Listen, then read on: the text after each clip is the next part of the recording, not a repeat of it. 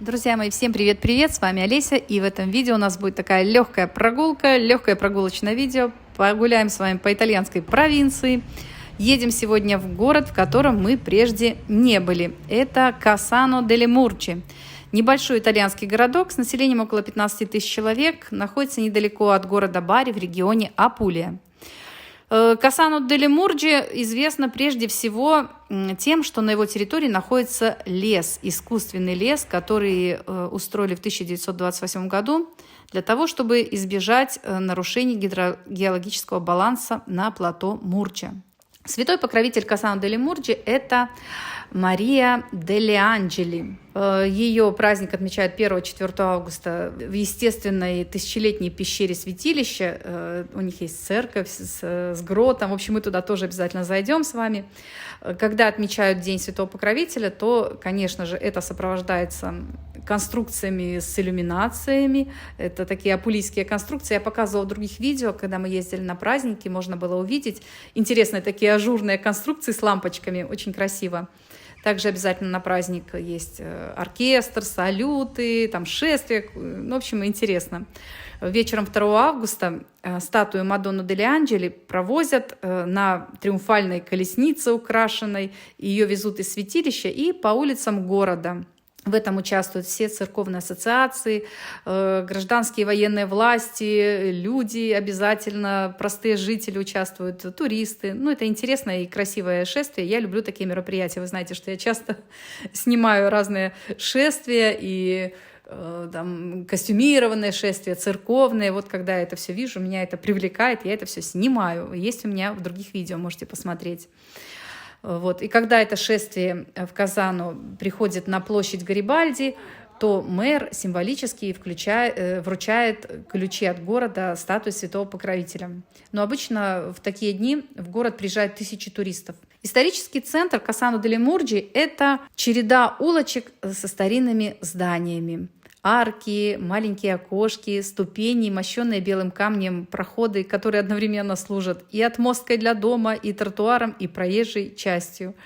Улочки то стремятся вверх, то уходят вниз, и некоторые старинные дома из местного камня реставрируются, перестраиваются, но в любом случае вы практически на всех улицах этого старого города вдохнете атмосферы средневековья, такой аутентичной атмосферы. Я думаю, что вам понравится. На самом деле он небольшой городок, но много сюда люди ездят для того, чтобы позаниматься хайкингом.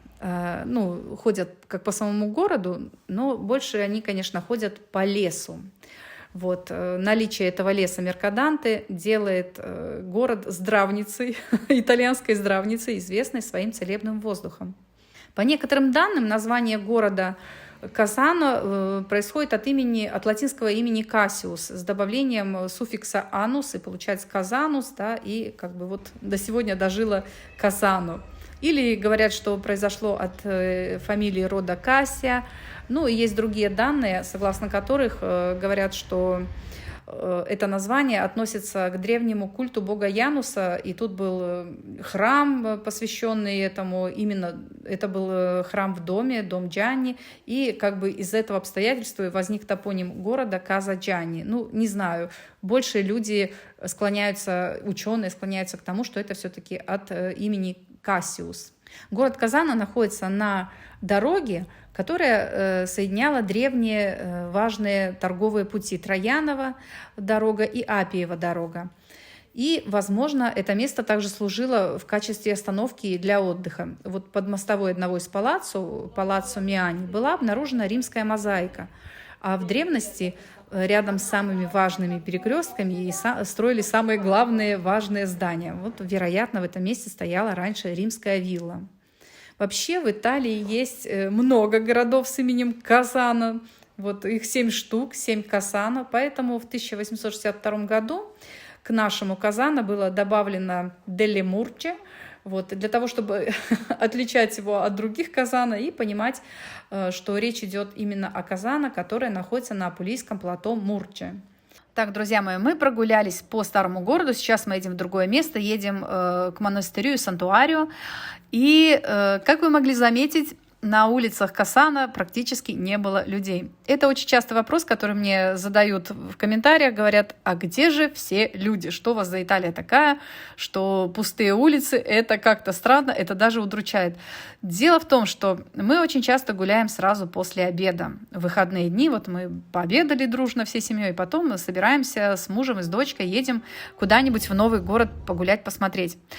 А в это время на итальянских улицах обычно людей нет, потому что примерно с часу и до 5 часов примерно улицы городов вымирают.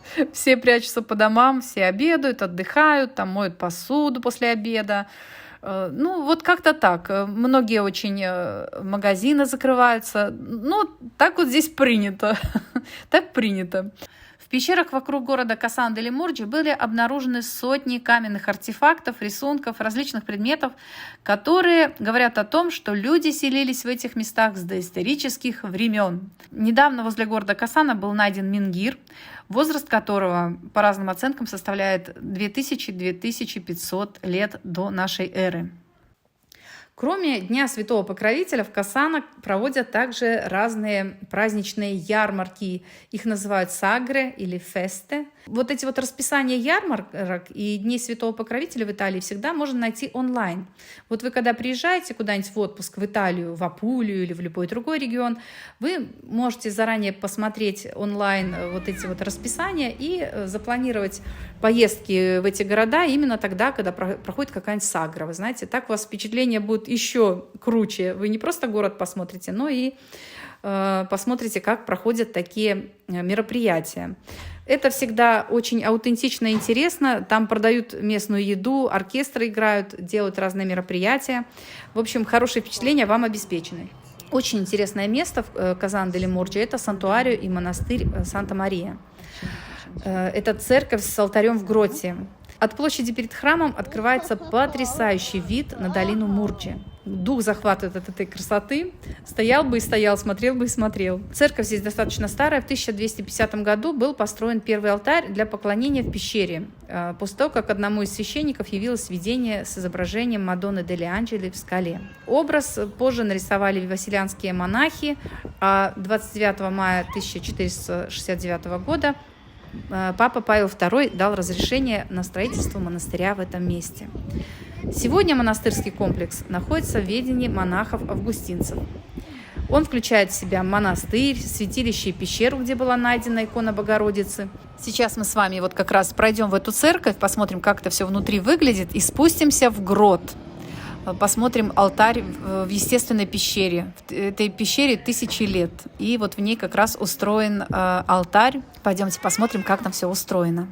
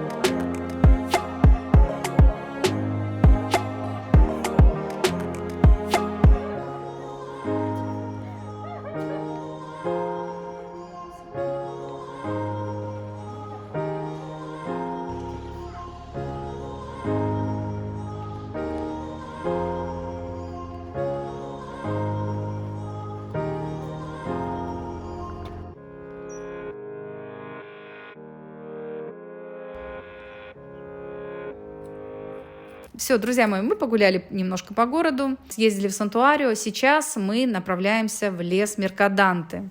Очень популярное место для отдыха.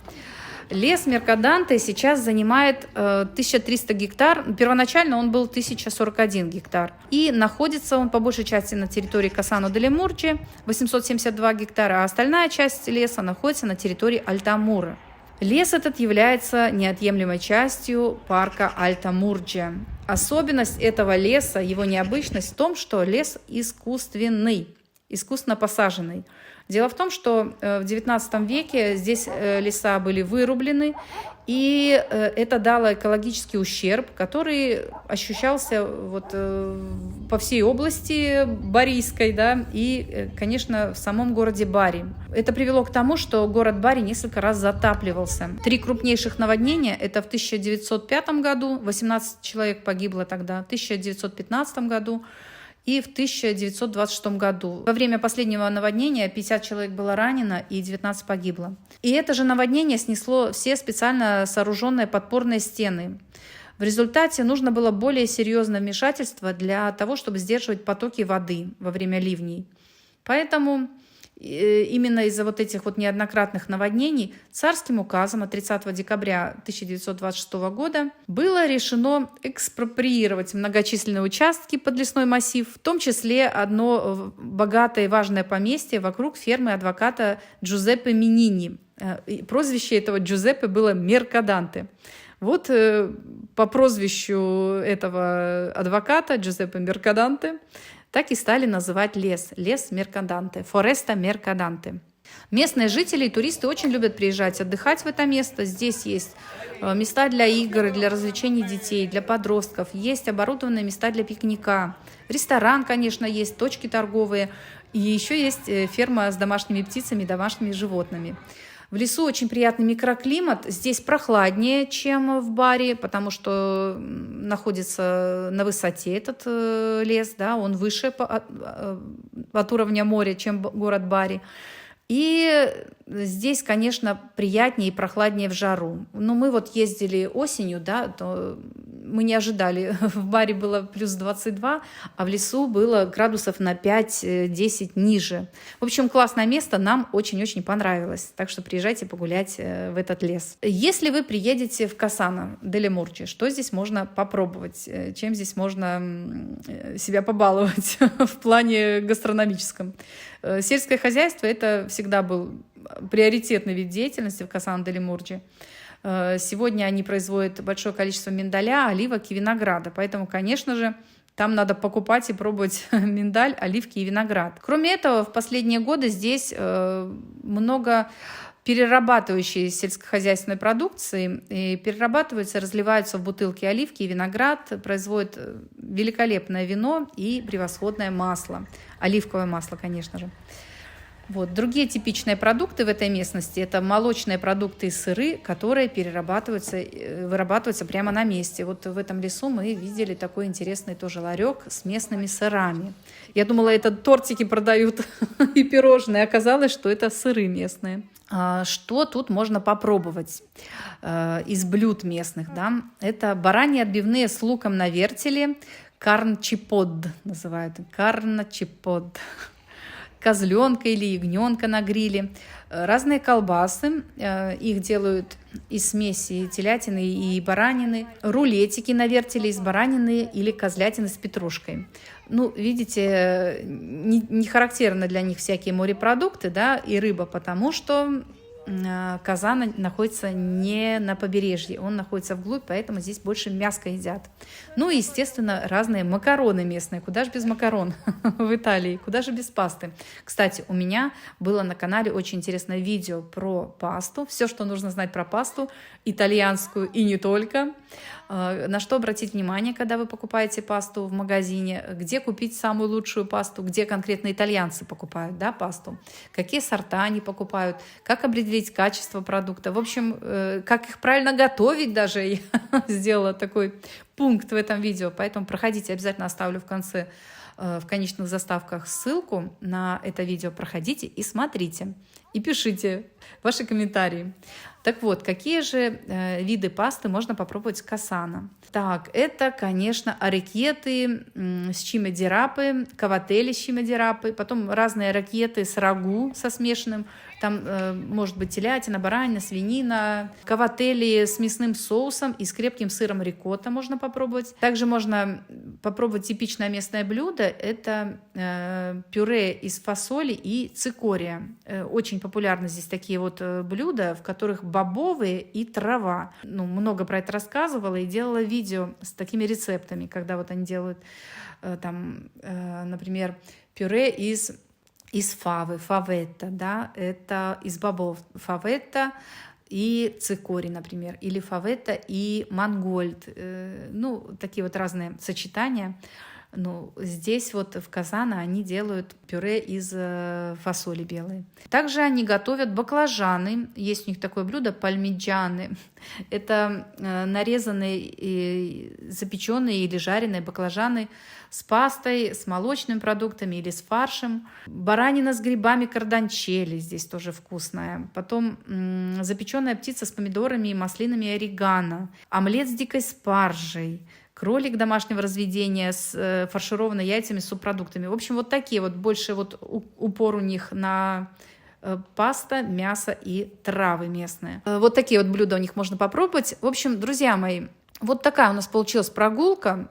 На самом деле, мне очень-очень понравился и лес. Я видела, там можно детям поразвлекаться. Вы видели птички, вот эта вот мини-ферма, кролики там красивенькие. Детям очень-очень нравится. Они прям получают огромное удовольствие от наблюдения. Кто-то говорил, что там можно на лошадках покататься, но когда мы приехали, было уже поздновато, солнце садилось. Так что лошадок мы не увидели, было поздновато, поэтому не могу подтвердить, можно покататься или нет. Но тем не менее, Розалия полазила вот на разных этих аттракционах. Кстати, я так поняла, что один из аттракционов, его там, наверное, ремонтируют, он был огорожен, но тем не менее мы все равно залезли, и она там полазила, осталась очень довольна.